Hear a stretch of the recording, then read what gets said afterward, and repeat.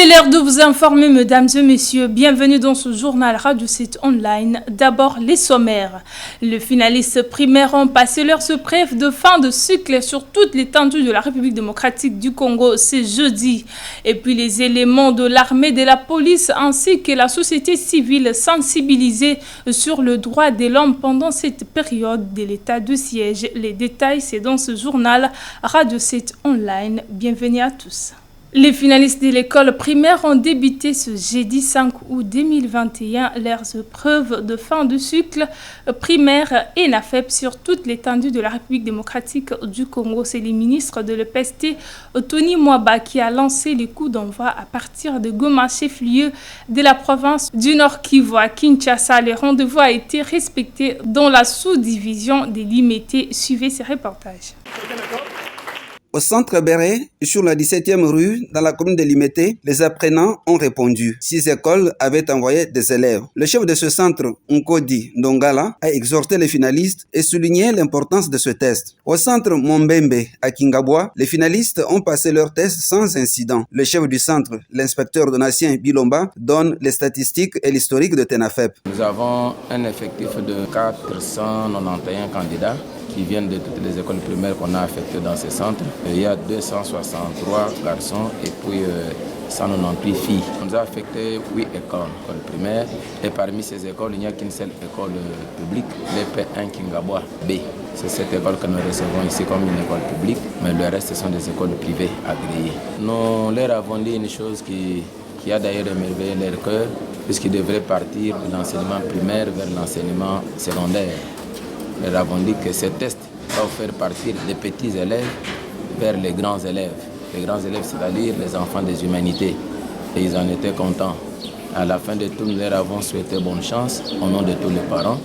Nous leur avons demandé de réussir et réussir d'ailleurs massivement et brillamment aussi pour entrer très facilement à l'école secondaire. C'était ça le message que nous leur avons donné ce matin. Ce test passe pendant 2 jours. Le premier jour, qu'est-ce qui est prévu et le dernier jour? Selon le programme national, on a prévu le français et le cours de culture. C'est ce qui se passe déjà bientôt là. Le TENAFEP, c'est un test qui a pris de l'évolution. Parce que ça a commencé d'abord par l'examen sélectif. Je crois, vous et moi, nous avons commencé par présenter cet examen-là sélectif. À un certain moment, on l'a suspendu. On est venu encore le réhabiliter. C'est vers les années 1995 qu'on a réhabilité le TENAFEP et qu'il a pris encore jour sur tout le territoire congolais. Pour sa part, l'inspecteur chef de pôle de Limité a souligné qu'il n'y a pas eu du tout d'incident. Le principe de gratuité a été respecté pour les écoles du secteur public. Il donne aussi les statistiques des finalistes du primaire enregistrés dans la sous-division de Limité 1. Nous avons 3033 élèves, dont nous avons 2430 ceux des écoles privées. Le reste là, c'est pour le public. C'est presque toutes les années, ce sont les filles qui sont nombreuses. Vous allez voir dans les statistiques, les filles sont tellement nombreuses par rapport aux garçons. Non, tout se passe bien. Même dans des centres, je n'attends pas. Il y avait eu une petite confusion. Il y a les écoles qui se sont adhérées pour devenir des écoles publiques, mais le processus n'a pas encore abouti. Ces écoles croyaient que les enfants n'allaient pas payer. Or que quand l'école n'est pas encore mécanisée, ce n'est pas encore une école publique. Ce test se clôture ce vendredi par les mathématiques et d'autres sciences. Le magasin appartenant aux Indiens sont restés encore fermés ce jeudi à Kinshasa. Mercredi dernier, certains qui ont vandalisé quelques magasins des Indiens. Réaction contre le meurtre d'un étudiant au Congolais en Inde. Suivez cet extrait non comment.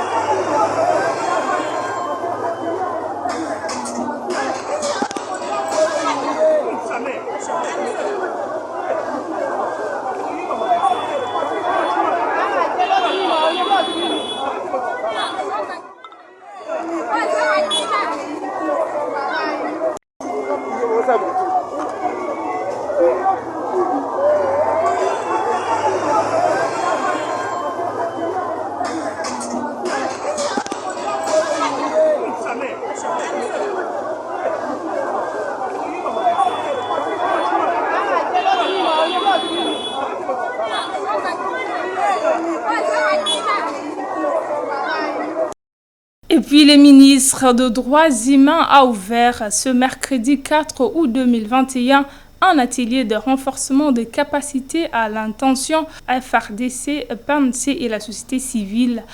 Cet atelier est axé sur la sensibilisation aux participants sur le droit de l'homme pendant cette période de l'état de siège. Suivez. La simple évocation du nom de Béni fait trembler, fait tressaillir pour ceux qui sont à la capitale, à l'ouest et partout à travers le monde, comme quoi Béni, au fait, c'est la capitale des atrocités, la capitale de tout ce qui a comme violation des droits humains.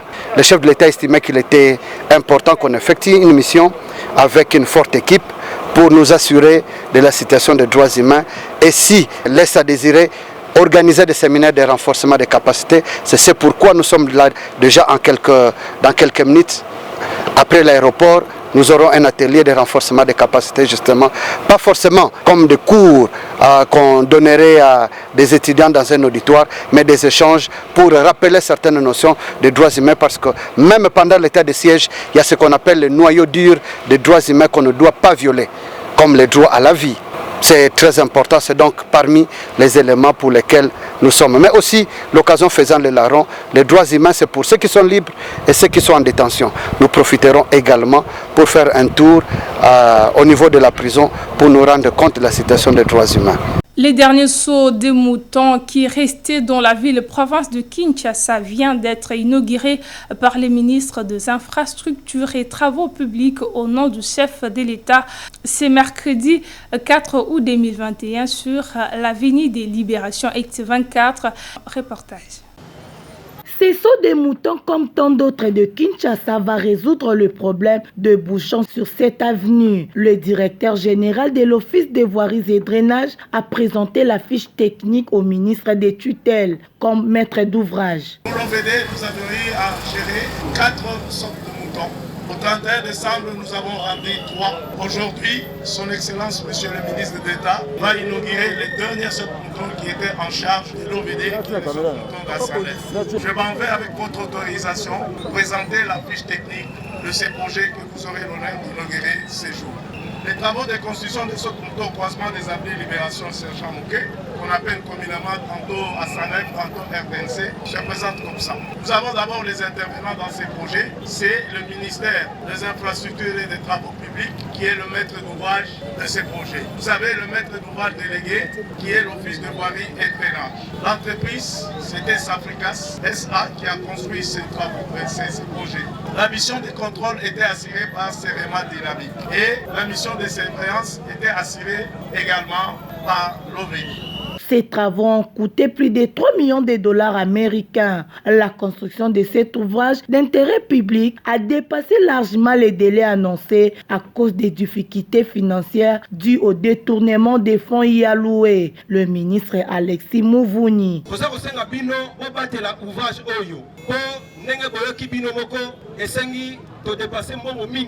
Presque 3 millions et demi, na souka to comité na 4 millions et demi. Je crois que vous avez compris, c'est-à-dire que mine Gosala, les a éclairés, par chez la mine séparateur pour éviter justement l'embouteillage à Liboso. Donc, la population de Lingwala présente à cette cérémonie a exprimé sa satisfaction. Les usagers ont été invités à respecter toutes les directives. Le mouvement citoyen Lucha lutte pour les changements a protesté ce jeudi à Kinshasa contre le manque de consensus entre les 8 concessions religieuses ayant l'obligation légale de désigner le président de la CENI. Reportage de Christian Dimanaï. Suivez.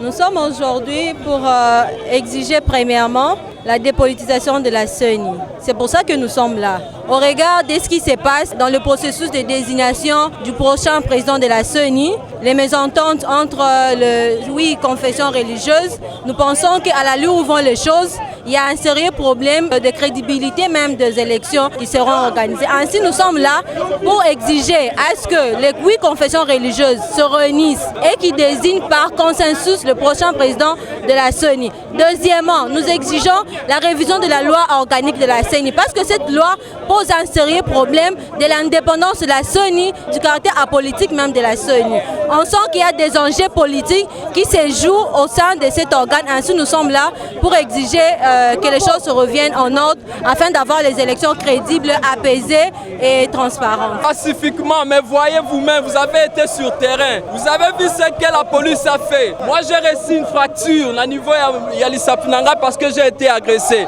Alors, nous n'allons pas arrêter. Notre descente ici était pour demander la dépolitisation de la CENI. Parce que nous ne voulons pas seulement en 2006, en 2011, en tricherie en 2018 et se répéter en 2023. Dès que l'objet de dépolitisation en CENI, aussi longtemps que Seigneur osala politiser, nous n'allons pas arrêter notre lutte. Jusqu'à ce qu'ils vont nous tuer tous. Nous, on est là. On a peur de rien. La patrie ou la mort, nous vaincrons. Comme j'ai toujours dit, il s'agit d'un combat sans merci pour vaincre l'oppresseur. Et notre oppresseur, pour le moment, ce monsieur Tshisekedi qui fait politiser la CENI pour avoir favorisation, les faveurs de tricher les élections en 2023. Nous continuons notre lutte. Pour que nous constituions un groupe de gens qui devraient rencontrer le président de l'Assemblée et déposer un mémo, ils ont commencé à nous tirer. Il y a eu des amis qui sont gravement blessés et d'autres qui sont arrêtés. J'aimerais lancer un message au président de la République, Félix. Si l'exemple de Kabila ne vous a pas enseigné, je vous rappelle que cette fois-ci, nous sommes déterminés à finir avec toutes les violations des droits humains dans ce pays. Aujourd'hui, on est en train de contester Kadima. La CENI signifie Commission électorale nationale puis indépendante. Pourquoi ils veulent toujours nous imposer? C'est un agenda citoyen. Nous, en tant que citoyens, nous sommes concernés par cette situation. Et nous disons que c'est le combat que nous sommes en train de mener, la dépolitisation de la CENI. On n'est pas là en tant que politique, on est là en tant que citoyen. On n'a pas de signe de parti politique. C'est un combat citoyen et nous sommes des citoyens de ce pays. Nous sommes soucieux, excusez-moi, de l'avenir de ce pays.